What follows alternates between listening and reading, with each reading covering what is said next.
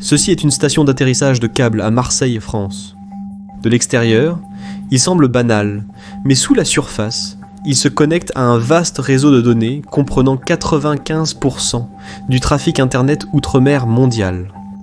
En 2021, l'installation Free and Open Source Software de Marseille se connecte à 16 câbles sous-marins majeurs, desservant des zones aussi diverses que Hong Kong, Singapour, l'Inde, Oman, l'Égypte, la Grèce, la Grande-Bretagne, le Portugal, le Nigeria et l'Afrique du Sud. Dans le monde entier, il existe plus de 1400 sites d'atterrissage comme Marseille-Fosse, connectant environ 500 câbles actifs et prévus. Au total, le réseau mondial s'étend sur 1,4 million de kilomètres, soit à peu près le diamètre du Soleil. Et même si le réseau assure un trafic internet sans interruption à travers le monde, l'approvisionnement, l'installation et la maintenance de ces câbles sont dominés par une poignée d'entreprises des États-Unis, de France, du Japon et plus récemment de Chine. Plus de 10 billions de dollars de transactions financières sont transmises via ces câbles chaque jour. Tout, des programmes Netflix aux vidéos YouTube, en passant par les câbles diplomatiques top secrets et les ordres militaires, passe par ce réseau sous-marin. Pas étonnant que l'infrastructure de câbles soit un impératif géopolitique. Désormais, la Chine et l'Amérique exploitent tous les instruments de la diplomatie à leur disposition pour prendre le contrôle et établir la parité de pouvoir pour le XXIe siècle. De la puissance militaire à la collecte de renseignements, en passant par la guerre économique et le droit national et international, rien n'est exclu. Car lorsqu'on cherche des résultats opportuns, la cruauté est aussi efficace que la stratégie.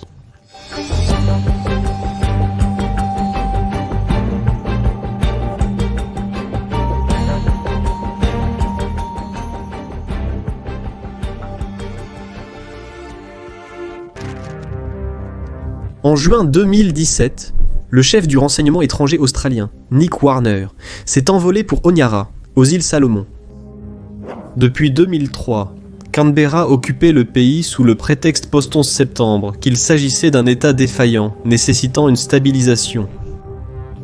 Le personnel de sécurité australien a pris en charge la police et d'autres fonctions gouvernementales cruciales. Warner avait précédemment dirigé cette intervention, et alors que la mission de l'Australie touchait à sa fin, il cherchait maintenant à conclure une dernière affaire.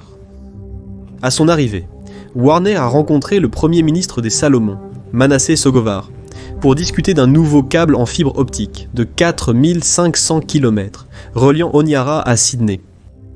Le projet était une initiative de développement vital, ayant initialement attiré le soutien occidental, dont celui de la Banque asiatique de développement. Mais le plan a rencontré un obstacle lorsque Sogovar a attribué le contrat à une entreprise chinoise, Huawei Marine, provoquant l'anxiété à Canberra.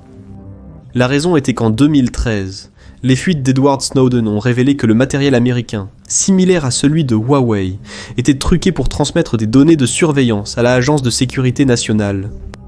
Les agences de renseignement occidentales craignaient que Pékin ne fasse la même chose. Peu de temps après sa rencontre avec Warner, Sogovar a été destitué lors d'un vote de défiance suite à des allégations de corruption et de pots de crâne de vin. À son retour au poste de Premier ministre en 2019, il a cherché à renforcer les liens de sécurité avec Pékin. Mais pas avant que son remplaçant, l'ancien fonctionnaire de la Banque mondiale Rick Howe, n'ait écarté Huawei en tant que contractant, permettant à l'Australie d'intervenir et de prendre le contrôle. Cet incident, largement oublié de nos jours, a été un premier coup dans une guerre sur l'infrastructure de données du monde. Les câbles sous-marins font le monde tel qu'il est aujourd'hui, mais leur vulnérabilité découle de leur conception. Les câbles sont étonnamment minces, à peu près de l'épaisseur d'un tuyau de jardin, et ils existent en diverses conceptions, composants et matériaux.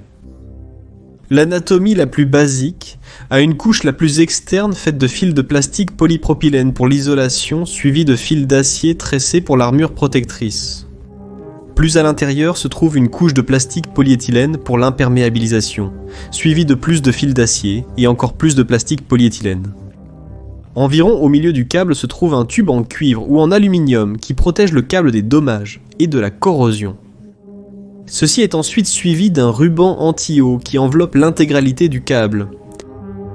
Enfin, au niveau de la couche la plus interne, se trouvent les fibres optiques, semblables à des cheveux. Les cloisons sont séparées et maintenues par un noyau en fibre de verre. Les fibres optiques, quant à elles, envoient des signaux laser au récepteur à l'autre extrémité. Cependant, le signal perd de son intégrité lorsqu'il est utilisé sur de longues distances. Ainsi, un dispositif répéteur est placé tous les 70 km pour amplifier le signal. Certains experts affirment que les répéteurs peuvent être truqués pour la surveillance lors de la fabrication ou de l'entretien. D'autres affirment que les câbles peuvent facilement être surveillés dans les stations d'atterrissage côtières, représentant une mine d'or de surveillance pour les agences d'espionnage. De plus, les câbles sous-marins sont posés par des véhicules spécialisés. Il existe environ 50 navires dans le monde capables de poser et d'entretenir des câbles sous-marins. Le business des câbles est donc un énorme marché. Parfois, l'expertise disponible est si rare que les gouvernements se tournent vers des puissances rivales pour réparer leur infrastructure. Cela s'applique aux puissances de taille moyenne, ainsi qu'au poids lourd géopolitique. Des ingénieurs chinois ont travaillé sur des câbles appartenant à des entreprises américaines, et vice-versa. Il y a donc toujours un certain risque à confier la maintenance à d'autres. Des dispositifs peuvent être installés pour capturer ou corrompre des données, ce qui transformerait le câble en un passif.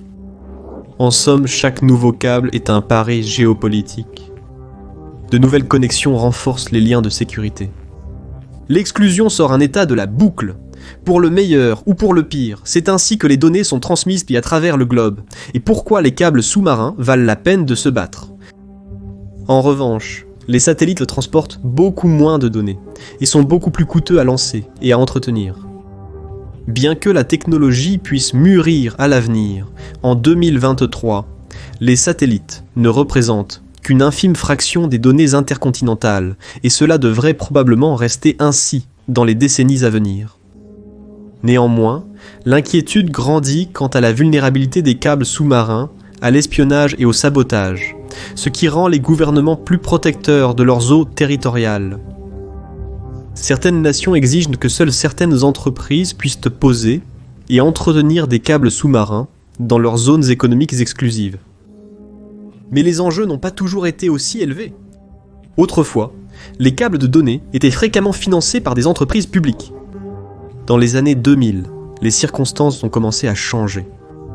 Des entreprises de télécommunications chinoises comme Huawei se sont développées dans des marchés mal desservis comme la Papouasie-Nouvelle-Guinée et les Caraïbes.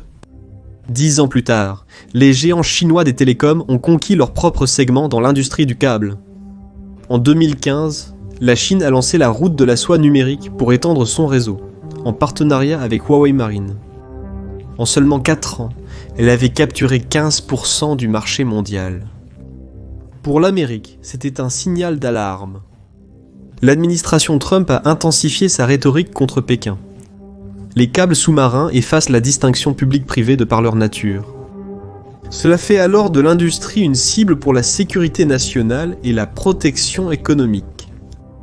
Washington n'a pas seulement renforcé son emprise sur le réseau de câbles, mais a également cherché à garantir que les entreprises américaines dominaient le marché. C'est parce qu'une fois en place, les opérateurs de câbles peuvent percevoir des frais de péage en vendant de la bande passante ou en louant de la capacité à des entreprises technologiques, des fournisseurs d'accès Internet et d'autres entreprises, souvent pour plusieurs décennies, à la fois. Les gouvernements se connectant aux pays en développement peuvent également ouvrir de nouveaux marchés, augmentant la portée des géants technologiques américains, ainsi que les capacités de surveillance de l'État américain. Pour cette raison, le gouvernement et les entreprises agissent de concert. Le premier prend souvent en charge les coûts de démarrage élevés pour s'assurer que les contrats de câbles vont aux entreprises américaines, et non à leurs concurrents. En s'alliant au gouvernement fédéral, les géants de la Silicon Valley ont conquis le secteur du câble. Depuis 2016, Google, Meta et Microsoft ont investi 2 milliards de dollars dans les câbles, soit 15% du total mondial, avec 4 milliards supplémentaires prévus au cours des 3 prochaines années. Ces entreprises représentent aussi les 2/3 de l'usage mondial de la bande passante. Ainsi, en contrôlant leur propre infrastructure, les grandes entreprises technologiques renforcent également leur emprise sur l'industrie. En conséquence, les fournisseurs de câbles chinois ont vu leurs offres de contrats se tarir.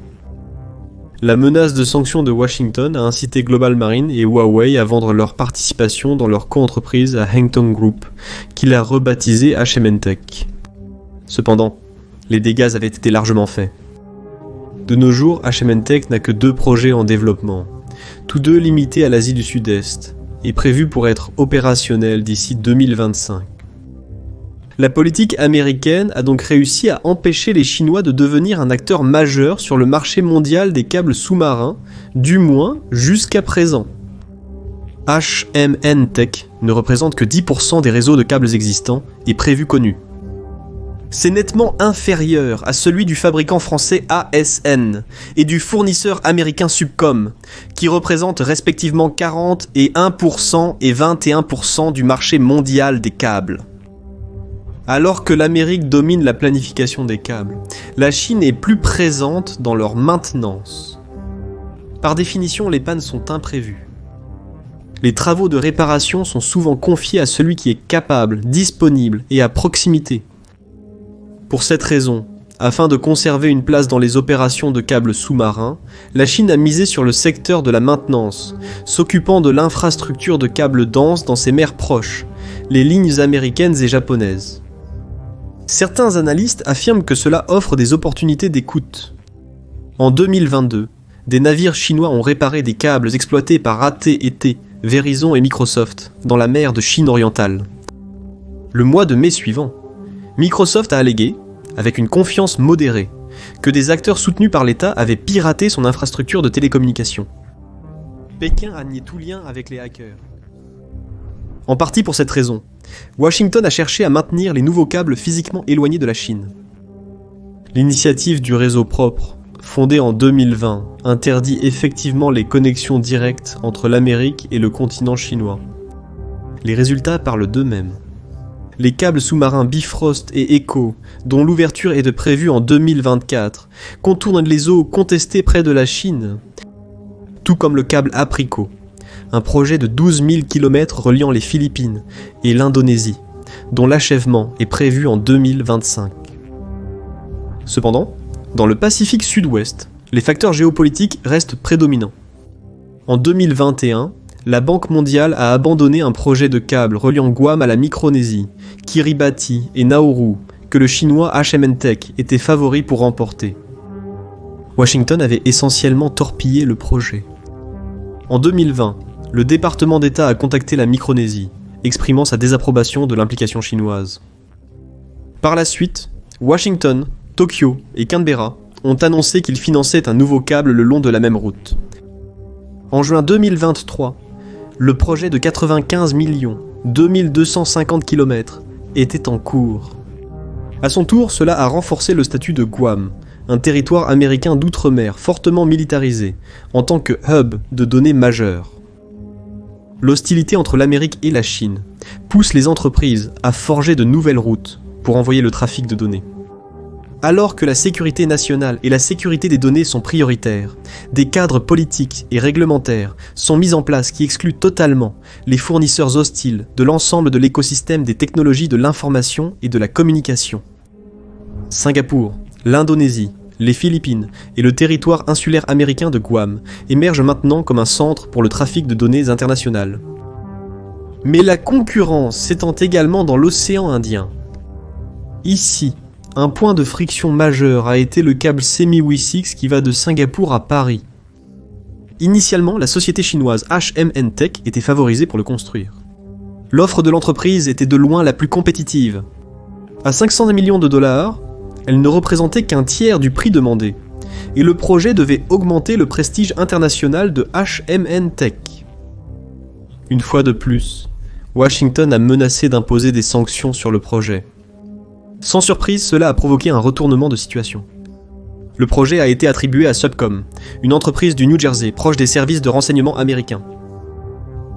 Subcom a lui-même vu le jour en 1955 dans le cadre d'un projet de la guerre froide, visant à améliorer les capacités anti-sous-marines américaines.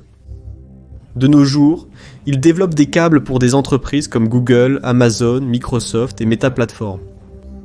Stratégiquement cependant, son rôle le plus important est celui de contractant exclusif pour les États-Unis, qu'il aide à surveiller la marine de l'Armée populaire de libération.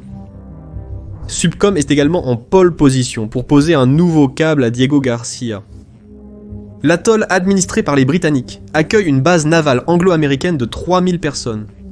Sa position centrale permet à Washington de projeter sa puissance sur les voies maritimes vitales, reliant les producteurs de pétrole d'Asie de l'Ouest aux importateurs de pétrole d'Asie de l'Est. De nos jours, l'île ne sert pas seulement de base navale, mais aussi de nexus de données pour le réseau de partage de renseignements Five Eyes, qui connecte les agences de renseignement des États-Unis, du Royaume-Uni, du Canada, de l'Australie et de la Nouvelle-Zélande. En revanche, l'activité de Pékin est plus limitée. L'investissement chinois dans l'océan Indien concerne principalement des câbles antérieurs à la répression contre ces entreprises technologiques. China Mobile a joué un rôle clé dans la mise en place du câble To Africa, une ligne reliant l'Afrique à l'Europe. Pendant ce temps, China Unicom était un investisseur clé dans le câble Sail, un câble de 5800 km reliant le Brésil au Cameroun, qui est devenu opérationnel en 2020. Néanmoins, peu de câbles sous-marins basés en Chine ont atteint l'Occident ces dernières années. Une rare exception est le câble Peace. Mis en service en décembre 2022, la ligne de 12 000 km relie Singapour, le Kenya et le Pakistan à la France, en passant par l'Égypte et Malte. Le câble a été entièrement financé et construit par des entreprises chinoises, y compris HMN Tech. La France a donné son feu vert au projet car elle voulait créer une autonomie stratégique pour elle-même, à une époque de hostilité accrue entre l'Amérique et la Chine. Cependant, avec le temps, la bifurcation des câbles sous-marins en réseaux distincts augmentera leur attrait en tant que cible militaire. Et bien que certains États comme l'Ukraine aient tenté de contourner les menaces pesant sur les infrastructures physiques via l'Internet par satellite, ces mesures ne peuvent pas remplacer les câbles sous-marins, du moins pas dans les prochaines décennies. Ce qui rend le conflit sur les câbles sous-marins particulièrement dangereux, c'est le fait qu'il est presque impossible de distinguer entre un accident et une interférence volontaire. Pire encore, les points chauds géopolitiques, comme la mer de Chine méridionale, sont des centres commerciaux avec des infrastructures sous-marines denses. Les ancres et les filets de pêche provoquent régulièrement des pannes, tout comme les phénomènes naturels tels que les glissements de terrain et les tremblements de terre. Tout cela laisse une large place à l'incompréhension et à la mauvaise évaluation. Par exemple, au début de 2023, les résidents des îles Matsu administrés par Taipei ont connu une panne d'internet. En une semaine, les deux principaux câbles reliant les îles à Taïwan ont été coupés. Les résidents soupçonnaient en Pékin, mais ils ont rapidement reconnu qu'il n'y avait aucune preuve directe de l'implication chinoise, encore moins d'intention. L'un des problèmes avec les câbles sous-marins est que le droit international concernant l'infrastructure est sous-développé et quelque peu dépassé. Les États-Unis et la Chine ont essayé de combler les lacunes avec leur propre réglementation. Malgré tout, les efforts des deux ont été insuffisants, quoique pour des motifs distincts. Les lois américaines sont trop anciennes. La loi américaine la plus récente couvrant les câbles sous-marins est la loi sur les câbles sous-marins de 1888. Endommager un câble entraîne une amende de 5 000 $ et jusqu'à 2 ans d'emprisonnement. Pendant ce temps, le fait de jeter négligemment des ancres ou des filets de pêche entraîne une amende de 500 $ et 3 mois de détention, une dissuasion minime pour un acte qui génère des factures de réparation pouvant atteindre 3 millions de $. La loi chinoise, quant à elle, est appliquée de manière incohérente. Pékin impose des pénalités en fonction du degré d'interférence. Un dommage intentionnel ou négligent au câble entraîne une amende de 1400, mais les opérateurs peuvent également se voir ordonner de cesser leur activité. La pose de câbles non autorisés attire également une amende de 28 000 $. Mais l'application laxiste signifie que la Chine compte en moyenne 26 défauts de câbles par an, le plus grand nombre de tous les États.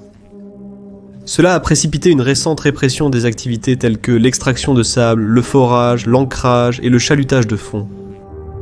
Des navires soupçonnés d'avoir rompu des câbles militaires ont également été saisis. La Chine insiste sur le fait que le droit de délimiter les routes de câbles à travers les plateaux continentaux repose sur l'État côtier. En pratique, cela signifie notifier l'administration océanique de l'État et obtenir une lettre de non-objection de la marine PLA, ce qui entraîne parfois un changement d'itinéraire, Ce n'est qu'alors que l'opérateur peut demander l'autorisation d'atterrir leurs câbles sur le territoire chinois.